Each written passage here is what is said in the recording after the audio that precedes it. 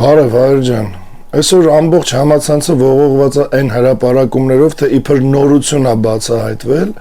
որ Տիգրանաշենը քարտեզների վրա նշված է ադրբեջանական քյարքի անունով։ Մարդիկ մեզ զանգում են, գրում են, անհանգստանում են, նենց տպավորություն է, ոնց որ այդ հենց այսօր է տեղի ունեցել, նոր են անունը փոխել։ Ու անկեղծ ես մի բան չեմ հասկանում, էլի, ասենք այդ տագնապահար գրողներն ու զանգողները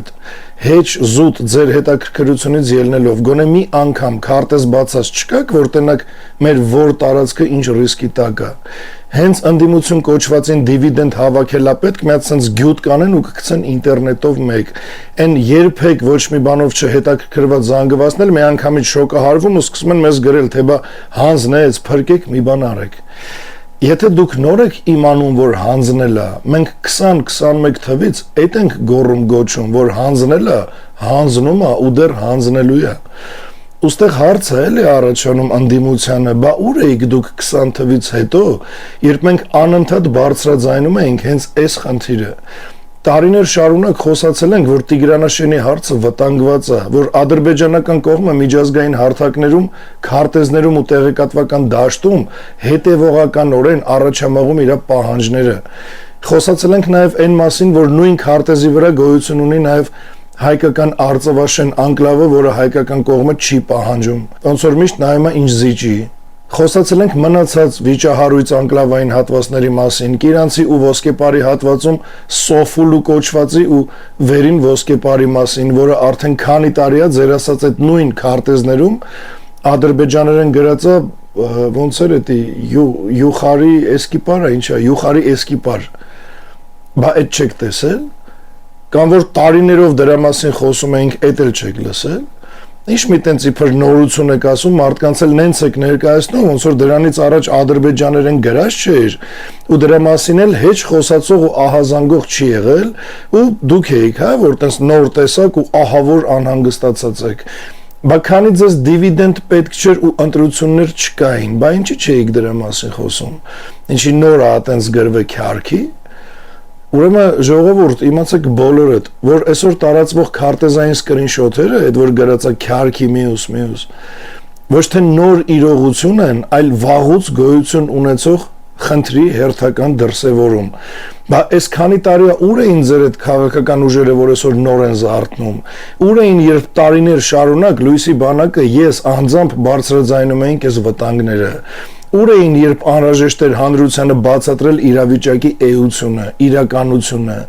Ուր էին, երբ պետք էր կանխել այն քաղաքականությունը, որի հետևանքով Հայաստանը շարունակաբար կորցնում էր ու կորցնում է բանակցային դիրքերն ու անվտանգային հնարավորությունները։ Ես դες ասեմ ուր էին, երբ մենք այս ամեն ինչի դեմ պայքարում էինք, իրանք իրենց օֆիսներում նստած, իրենց բլոգերներին, տարատեսակ յուղոտ ճենջոտ էքեղենին Facebook-ներում քսեին տալի մեր վրա։ Ու հիմա նոր դառան տենց սրտացավ ուժեր, հա։ Ցավոք Հայաստանում ձևավորվել է մեր շատ վտանգավոր ավանդույթ, բազմաթիվ քաղաքական դերակատարներ ազգային խնդիրները հիշում են մենակ ընտրություններից առաջ, երբ ընտրությունները մոտենում են, հանկարծ սրանք սկսում են խոսալ սահմաններից, անվտանգությունից, տարածքային կորուստներից ու պետական շահերից, իսկ ընտրություններից հետո այդ նույն թեմաները նորից մղվում են երկրորդ պլան։ Մի հատ կասեք այս անդիմադիրներից, այս թեկնածուներից կոնկրետ ովքեր էին քայլեր ձեռնարկում այս ամեն ինչի դեմն առնելու համար, կոնկրետ ովքեր էին հանրությանը մանրակրկիտ ու ճշգրիտ քաղաքական գիտելիքներով բացատրում իրավիճակը, որ հիմա հետ գնաք տարիներով ամենտեղ հանդիպելու եք մենակ Լույսի բանակին, որովհետև մենակ Լույսի բանակն է եղել այդ իրազեկողը, բացատրողն ու պայքարի ձգտողը, աղավնոն բնակեցնելու ու պահպանելու փորձերից մինչև Ոսկեպար ու Կիրանց։ Հələ նայեք մինչև այսօր քանի տգետ կա, որ մեզ ասում են, հա գնացիք Ոսկեպար, բախի չփրկեցիք, որ Ոսկեպարն ու Կիրանցը։ Դուք պատկերացնում եք սրանց տգիտության աստիճանը, ասենք որ նմաններին չգիտես անգամ ոնց որակավորես ու ինչ ասես, ու հիմա հանկարծ մի հատ նոր խնդիր են գտել, իբր 3 կամ մի քանի տարի առաջ այդ խնդիրը չկար, էլի։ Ուրեմն ես դες ասեմ իմացեք, որ ձեր այդ թեկնածուները, ովքեր հիմա նոր են խոսում Տիգրանաշենից, իրանք մեր երկրի ճակատագիրը ծառայացնում են որպես նախընտրական քարոզչական նյութ, ու դուք հույս եք կապում դրանց հետ։ իրոք սրտացավ ուժը մինչև ընտրություններն էլա դրանից խոսում, այդ խնդրի լուծման առաջարկներն էլա անում ու ոչ մի վարքյան չի մոռանում մեր վրա ծառացած խնդիրները, ոչ թե սպասում է ընտրություններին իր թեկնածությունը դնի նոր ազգասեր ու մտահոգված հայրենասեր խաղա, բա մինչև էս էլ խոսայիք, սա շատ վաղուց խնդիր է, ինչի եք նոր հիշել։ Դրա համար ես ձեզ մի բան կասեմ, ավելի ճիշտ կվերահաստատեմ ասածս, որ Հայաստանի խնդիրները չեն լուծվելու հերթական ընտրական շոուներով, փոխադարձ մեղադրանքներով, քֆուրներով կամ հասարակության վախերի վրա քաղաքական միավորներ հավաքելով։ Հայր ջան, դուք պետք է հասկանաք մի պարզ ճշմարտություն, եթե նույն համակարգի տարբեր բևեռները տարիներ շարունակ բերել են երկիրը նույն արդյունքին, ապա նույն համակարգից այլ արդյունք սպասելը առնվազն քաղաքական միամտություն է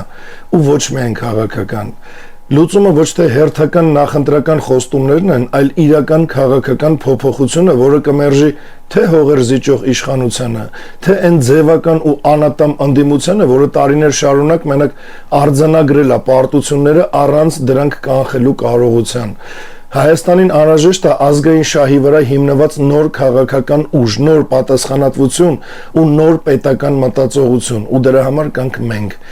Որովհետև պետությունները չեն կործանվում մենակ տարածքներ կորցնելուց, այլ կործանվում են, երբ հասարակությունը սկսում է մոռանալ, թե ով է ժամանակին զգուշացրել վտանգի մասին ու հիշում է այդ վտանգը մենակ այն պահին, երբ այդ արդեն հայտնվում է չակերտավոր ընդդիմադիրների լրատվականների, մեկ էլ դրանց այդ օնլայն ռուպորների գրառումների վերնագրերում։ Հիշեք, որ խնդիրը քարտեզի վրա գրած հերթական անվանումը չի։ Խնդիրն այն է, որ տարիներ շարունակ պետությունը չի ունեցել նենց իշխանություն ու նենց իրական ընդդիմություն, որոնք կարային կանխեին նման իրավիճակների առաջացումը։ Երբ իշխանությունը հերթով զիջում է, իսկ ընդդիմությունը հերթով սպասում է այդ զիջումներին, որ դրանց վրա քաղաքական միավորներ հավաքի, ժողովուրդը հայտնվում է փակ շրջանի մեջ, մեկը ստեղծում է խնդիրը, մյուսը այդ խնդիրը շարունակում է, հետո դերերը փոխվում են, բայց արդյունքը մնում է նույնը՝ թուլացած պետություն, հիասթափված հասարակություն ու կորցրած հնարավորություններ։ Այդ պատճառով Հայաստանի առաջ կանգնած հարցը վաղուց արդեն մենակ Տիգրանաշենի, Արծվաշենի կամ որևէ առանձին տարածքի հարց չի։ Հարցն է նա, թե արդյոք հայ ժողովուրդը պատրաստ է վերջապես դուրս գա այս կեղծ ընտրության շրջանակից, որտեղ տարիներ շարունակ իրեն առաջարկում են ընտրել նույն համակարգի տարբեր դեմքերի մեջ։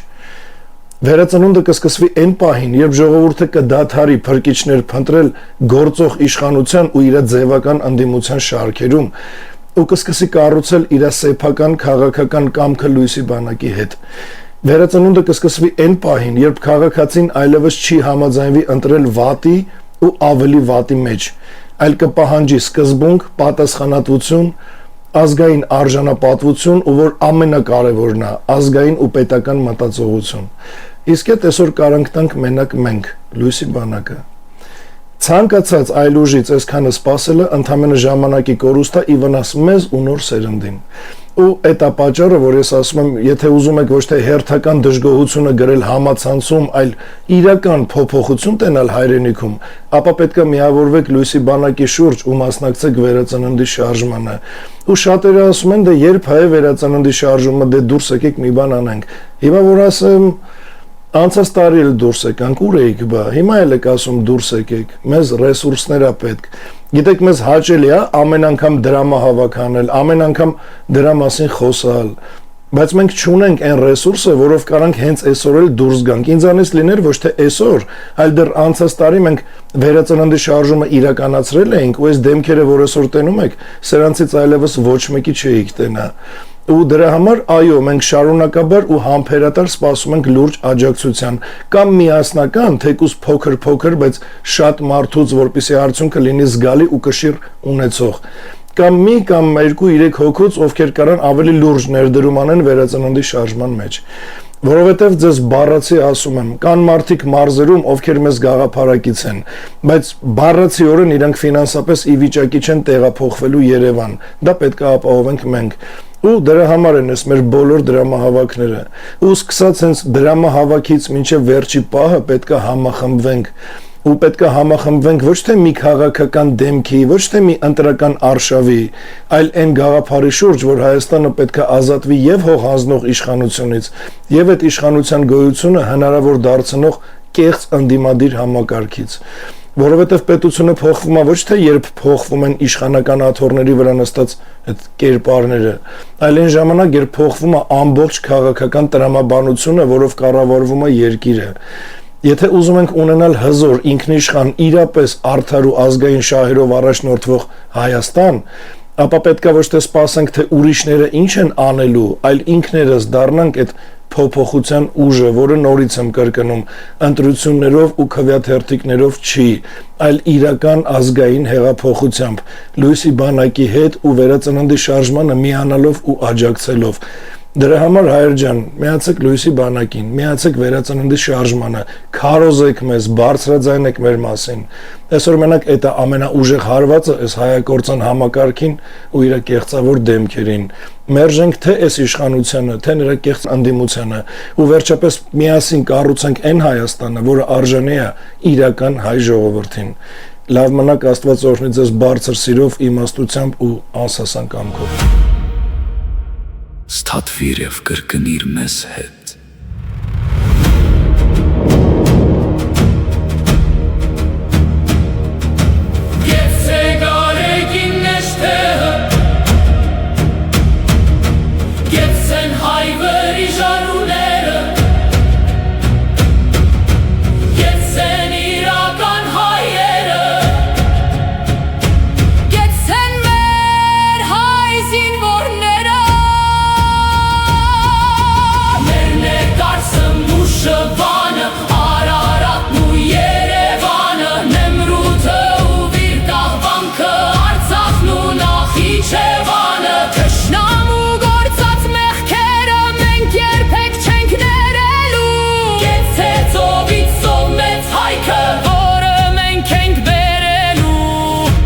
Հիշիր, կրկնիր ու հավատա, լույսի բանակ եւ առաջ Աստված։